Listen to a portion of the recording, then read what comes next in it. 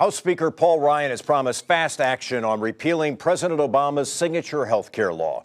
Ryan last week said Congress will not only repeal the Affordable Care Act, Obamacare, this year, but will also write legislation to replace it this year. What would repeal of the ACA mean for Wisconsin families? We're asking John Peacock of the Wisconsin Council on Children and Families. He's at our Madison affiliate, WKOW-TV. John Peacock, it's good to have you on the program. And let's begin by asking you for your organization's best estimate on what exactly repeal of Obamacare would mean for Wisconsin residents. Well, we think repeal of the act without replacing it, and we think the replacement is very questionable that the Republicans can and will come up with a viable plan.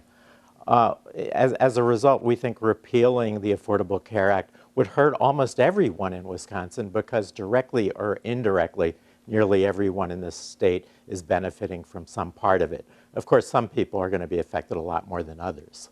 What kind of numbers, John, do you have on how many people, how many children could be affected if you talk about just repeal? The Urban Institute recently put out a report estimating that there'd be about 47,000 additional kids who become uninsured as a result of repeal and 63,000 additional parents.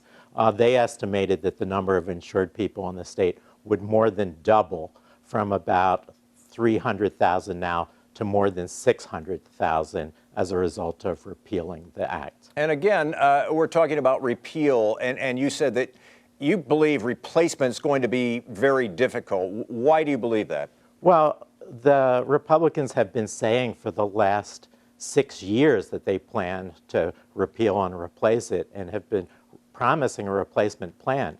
We still have yet to see a viable plan offered, and I don't feel that that will happen or really can happen over the next year or two, because there are some unpopular parts, granted, of the law, and it isn't perfect, but you have to take the unpopular parts, the individual mandate, those sorts of things, to be able to accomplish the other things, like ensuring that people have coverage for pre-existing conditions, getting rid of the lifetime limits. All of those sorts of things that are extremely popular have to be coupled with other pieces of it that the Republicans have promised to reverse.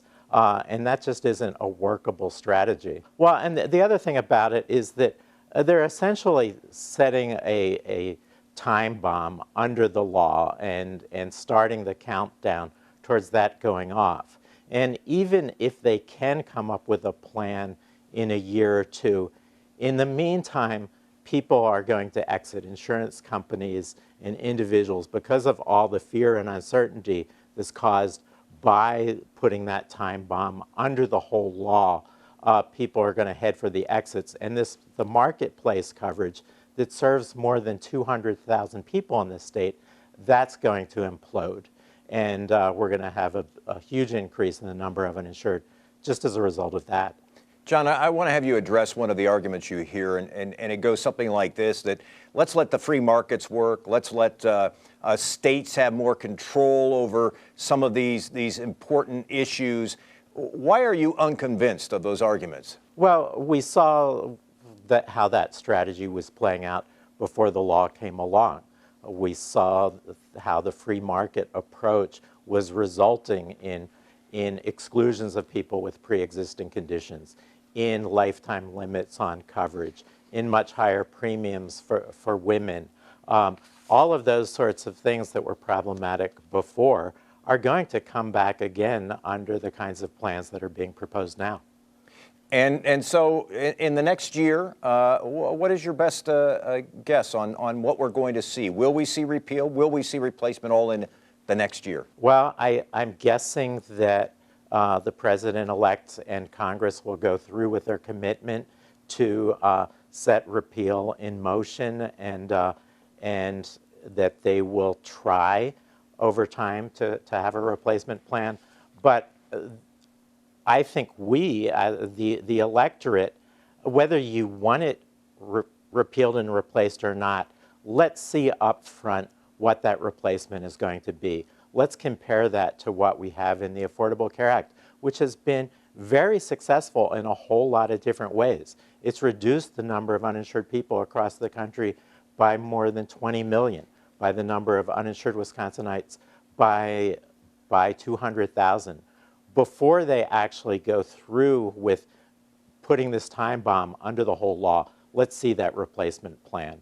And so I hope they will reconsider what it looks like they're going to do. John Peacock with the Wisconsin Council on Children and Families. We appreciate your time today. Thanks very much for being with us. Yeah.